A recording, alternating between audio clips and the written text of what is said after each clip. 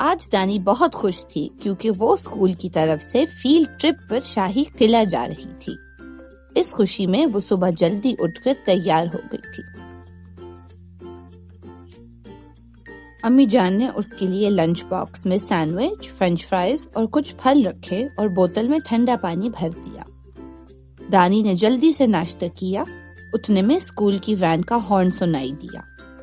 اس نے امی کو خدا حافظ کہا اور وین میں بیٹھ گئی۔ اسکول میں اس کی ساری سہیلیاں اس کا انتظار کر رہی تھیں۔ کچھ دیر بعد تمام بچے بسوں میں سوار ہو کر شاہی قلعہ کی طرف روانہ ہوئے۔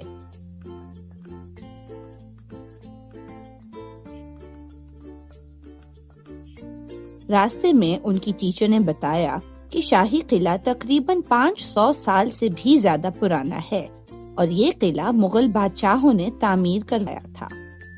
دانی یہ سن کر بہت حیران ہوئی کہ یہ قلعہ اتنا پرانا ہے۔ شاہی قلعہ میں بچوں نے بہت سی جگہیں دیکھی، جیسے بادشاہ کا دربار، بارادری، شیش محل، بادشاہوں، ملکاؤں، شہزادوں اور شہزادیوں کے کمرے۔ یہ سب دیکھ کر دانی کو بہت مزہ آ رہا تھا۔ دانی کی ٹیچر ہر جگہ کے بارے میں تفصیل سے بتا رہی تھیں۔ انہوں نے بتایا کہ شہنشاہ جلال الدین اکبر کے پاس بڑے بڑے عقل مند اور دانا وزراء موجود تھے، خاص طور پر بیربل ان کا سب سے ذہین وزیر تھا، جس نے اپنی ذہانت سے بہت سے مسئلے سلجھائے تھے۔ اس کے علاوہ اورنگزیب عالمگیر جیسا انصاف پسند اور بہادر مغل بادشاہ کی نظیر نہیں ملتی۔ دانی بہت دلچسپی سے نہ صرف تمام باتیں سن رہی تھی بلکہ شاہی قلعے کی ایک ایک جگہ کو غور سے دیکھ رہی تھی۔ وہ سب سے آگے تھی۔ عالمگیری دروازہ جلدی سے کھولو، بادشاہ کی سواری آ رہی ہے۔ دانی کے کانوں نے یہ جملہ سنا اور پلٹ کر دیکھا تو قلعے کا وہ بلند و بالا دروازہ جو بادشاہی مسجد کے مغرب میں کھلتا تھا،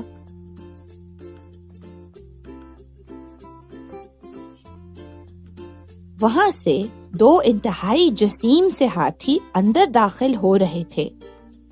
ان میں ایک کے اوپر مغل بادشاہ اورنگزیب عالمگیر اور دوسرے پر ان کی ملکہ پورے شان و شوکت سے سوار تھیں۔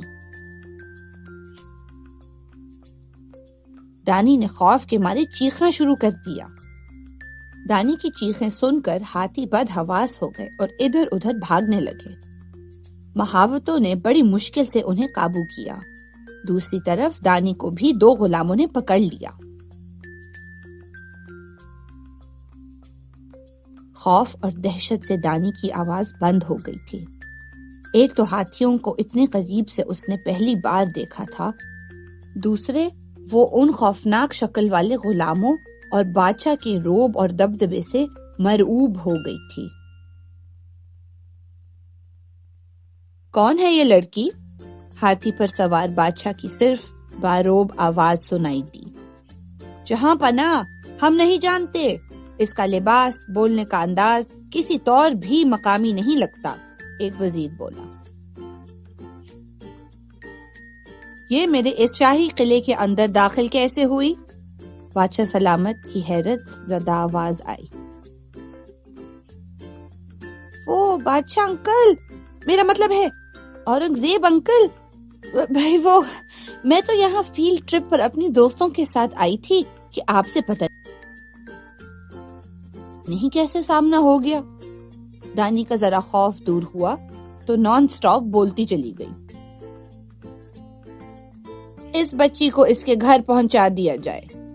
بادشاہ سلامت حکم دے کر اپنے ہاتھی کے ساتھ ان بڑی بڑی سیڑھیوں کی طرف مڑ گئے جن کی حد سے زیادہ چوڑائی نے دانی کو حیرت میں ڈال رکھا تھا۔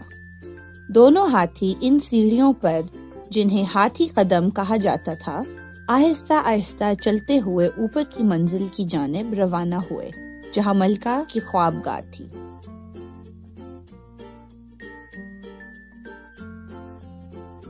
او، تو یہ وجہ ہے کہ یہ سیڑھیاں اتنی چوڑی ہیں، دانی منہ ہی منہ میں بڑبڑائی۔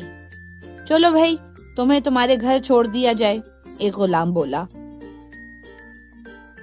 دیکھو بھائی، مجھے ذرا یہ قلعہ دیکھ لینے دو، پھر میں واقعی چلی جاؤں گی، دانی نے ان سے درخواست کی۔ نہیں بھائی، بادشاہ سلامت کا حکم ہے اور ہمیں حکم کی تعمیل کرنی ہے۔ غلام اپنی بات پر قائم تھا۔ اچانک ایک شور اٹھا، بیوگل بجنے کی آواز آئی۔ وہ غلام دانی کو بھول کر کسی ایک طرف نکل گیا۔ کچھ دیر تک تو دانی بھی بوکھلائی سی کھڑی رہی، پھر جس طرف باقی لوگ جا رہے تھے وہ بھی ان کے ساتھ ہو لی۔ وہ سب محل کی چھت کی طرف جا رہے تھے۔ وہاں سے دانی نے باہر جھانکا تو اس کا منہ کھلا کا کھلا رہ گیا۔ اف میرے خدایا،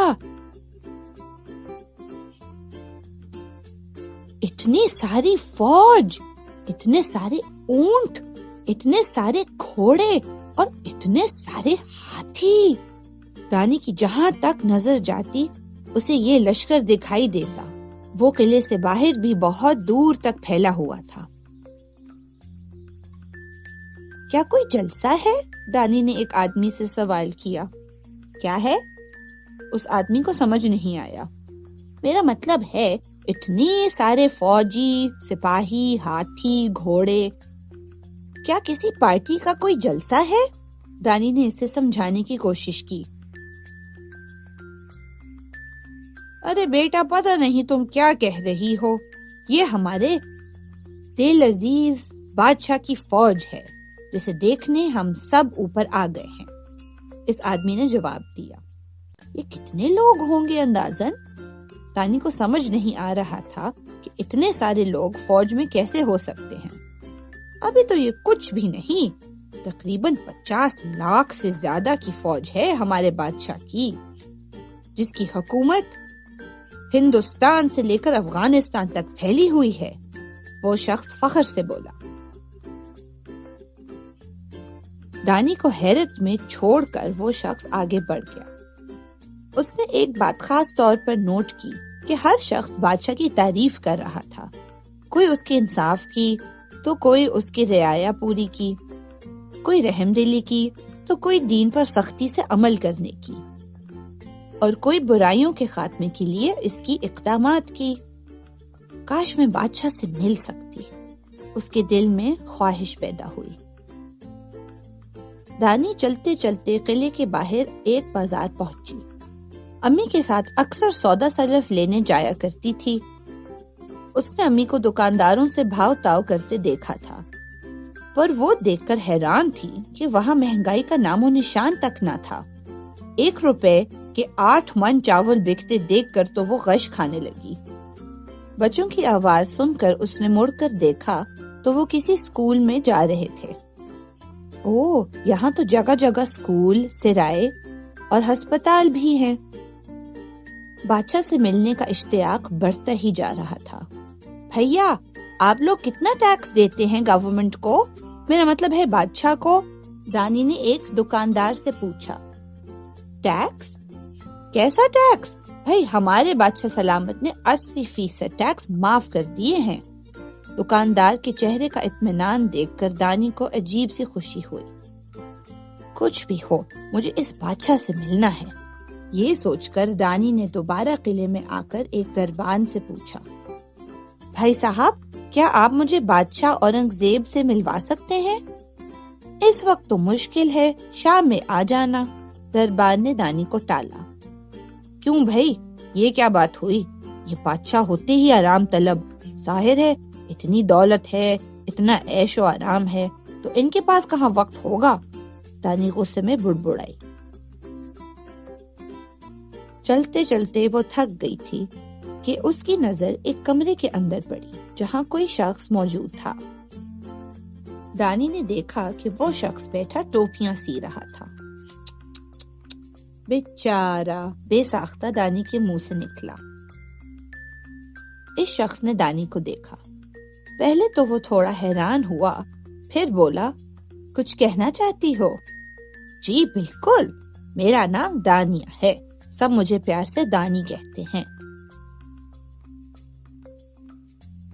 دانی نے اپنا تعارف کروایا۔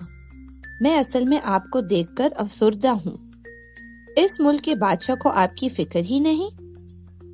خود تو مزے سے اپنے پرسکون اور آرام دہ بیڈ روم میں سو رہے ہوں گے اور آپ یہاں کتنی تکلیف میں ہیں۔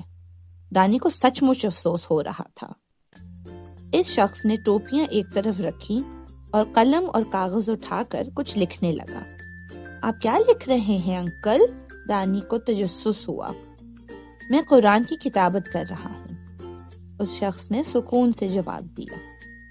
آپ کو قرآن یاد ہے؟ دانی نے حیرت سے پوچھا، کیونکہ وہ بنا دیکھے لکھ رہا تھا۔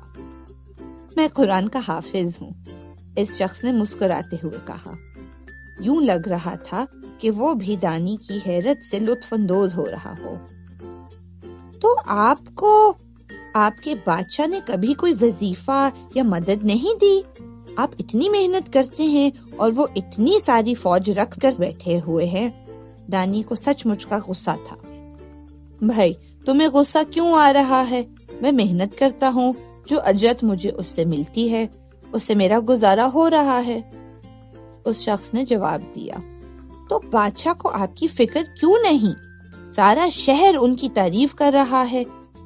مجھے تو کسی نے یہ بھی بتایا کہ وہ پچھلے 50 سال سے کوئی جنگ نہیں ہارے، دانی نے پوچھا۔ ہاں، صحیح کہا جس نے بھی کہا ہے۔ جب آپ اللہ پر یقین رکھتے ہوئے کوشش کریں تو اللہ آپ کی ضرور مدد کرتا ہے، اس شخص نے جیسے دانی کو گر سی بات بتائی۔ اچانک 2 غلام جنہوں نے دانی کو پکڑا تھا تیزی سے اندر داخل ہوئے اور ادب سے کھڑے ہو گئے۔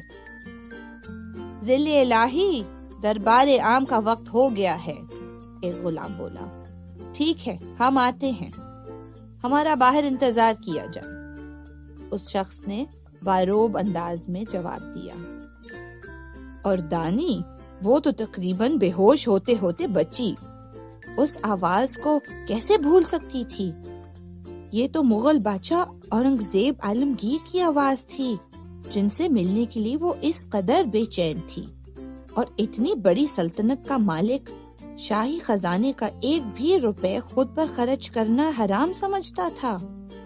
وہ بادشاہ جس کے روب و دبدبے سے حکومتیں کانپتی تھیں، وہ اپنا گزارا ٹوپیاں سی کر اور قرآن کی کتابت کر کے کرتا تھا۔ آپ اورنگزیب عالمگیر انکل ہیں؟ دانی کے منہ سے آواز نہیں نکل رہی تھی۔ ہاں، ہم ہی وہ بادشاہ سلامت ہیں۔ ہمارا خیال ہے اب آپ آرام کریں، پھر ہمارا کوئی وزیر آپ کو چھوڑ آئے گا۔ بادشاہ نے مسکرا کر دانی کے سر پر شفقت سے ہاتھ رکھا اور کمرے سے باہر کا رخ کیا۔ دانی بہت دیر تک حیرت سے گم سم رہی۔ اسے پتہ نہیں چلا کہ کب وہ بادشاہ سلامت کے بارے میں سوچتی سوچتی سو گئی۔ جب اس کی آنکھ کھلی تو امی اس کے سرہانے کھڑی اسے جگا رہی تھی۔ اب اٹھ بھی جاؤ دانی، شاہی قلعے سے آ کر تم تو ایسے گھوڑے بیچ کر سوئیں کہ جیسے وہاں دربار لگا کر آئی ہو۔ چلو جلدی سے منہ ہاتھ دھو لو، میں نے پکوڑے اور چائے بنائی ہے۔ اور دانی کرسی پر بیٹھی شاہی قلعے اور اورنگزیب بادشاہ کی حکومت کے بارے میں پھر سے سوچنے لگی۔